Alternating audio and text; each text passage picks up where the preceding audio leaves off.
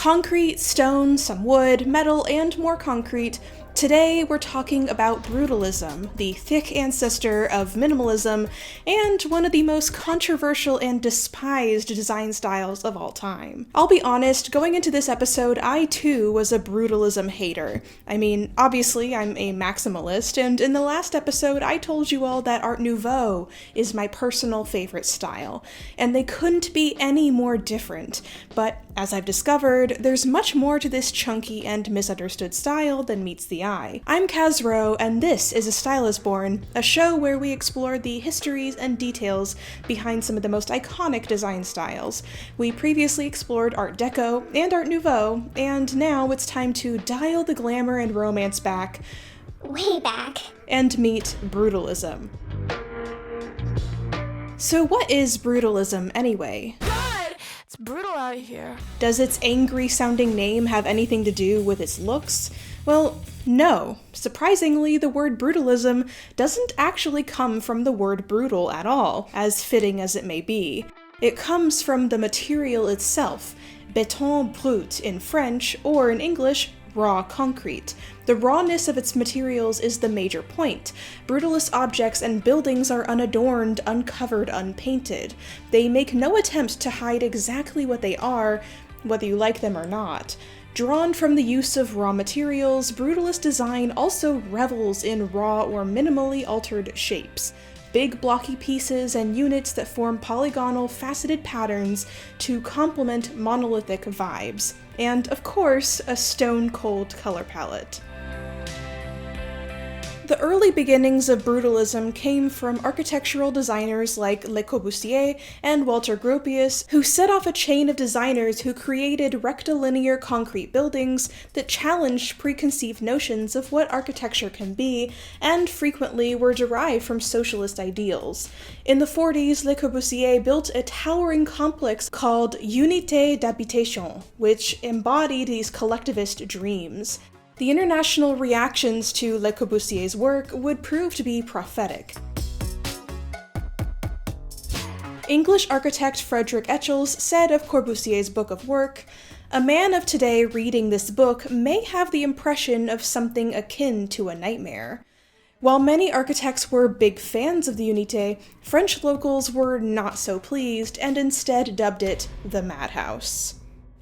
Pardon the interruption, just a quick aside here. Unfortunately, as revolutionary and oftentimes beautiful as Le Corbusier's work was, it's also true that he was a fascist and deeply anti-Semitic, as historians have uncovered from his writings and his letters. As is true for many artists and designers of history. Human beings are consistently complex and talented and frustrating, and this is just something that is really difficult to grapple with as someone who loves history, but it's important that we recognize these things so that we're able to fully appreciate and understand the entirety of the story. So, with that said, back to brutalism. The post-war era saw a dramatic shift in what modernism represents. In the world of design, where it previously often embodied challenges to the status quo and a revolution of what art is, these post-war modernist buildings skewed into the world of corporate power. This is why many people often associate brutalism with office buildings. The stress of my modern office has caused me to go into a depression. In particular, in the 60s and 70s, new skyscrapers, office complexes, hospitals, and university campus buildings were built in the blocky, bunker-like brutalist style, forever altering the look of cities and public life and permanently enforcing the public's distaste of the style. It's understandable after all. Many generations in these eras grew up with brick and wood ornamental buildings, reflecting the vibrant artistry of the Victorian and Edwardian eras. Even Art Deco buildings, which were comparably pared down in decoration, were significantly different when compared to the sudden, flat beige and gray concrete landscape of these brutalist towers. Even so, a lot of brutalist buildings have become iconic, despite the odds, like Marina City Towers here in Chicago, lovingly dubbed the corn cobs by Chicagoans. But brutalism didn't just live in the corporate world. It was also still a tool of the arts. Rainer Bonham, who coined the term New Brutalism in 1955, saw the potential in brutalist styles to be used as an outlet for angry and frustrated youth in an increasingly unequal post-war society. The obvious, unusual, abrasive nature of the style fit perfectly with the outsider art of the 60s, which was flooded with abstract art, jazz, and rock. These seemingly bland and soulless constructions can, after all, mean something radical when placed in opposition to what people expect beauty to be. Is it possible to find beauty in ugliness? What does any of that mean, anyway? Essentially, brutalism refuses to be put in a box. It's neither just a radical abstract expression challenging the norm, nor is it just a cheap tool of the corporate world taking over our cities.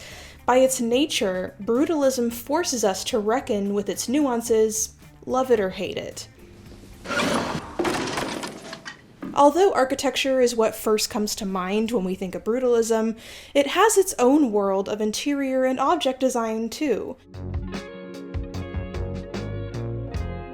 So let's get into some common interior design elements of the brutalist style. Brutalist furniture has exceptionally visible weight. It makes no effort to hide exactly what it's made of. Large pieces of wood, stone, and concrete, typically carved or shaved or heat bent into simple but functional shapes and patterns. Its color palette tends to be muted or neutral, with a more emphasis on the natural color of the material that it's made of. Rust tones, black, white, gray, and sometimes olive are more dominant. Brutalism makes use of rough, unfinished, and unusual shapes.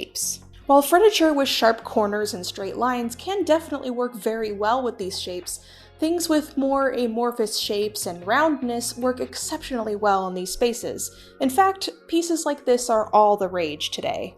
And finally, brutalism is the aesthetic of rawness. These are pieces that force the viewer to surpass any expectations of ornamentalness and rather take a closer look at the materials that our world is made of and the inherent beauty within them.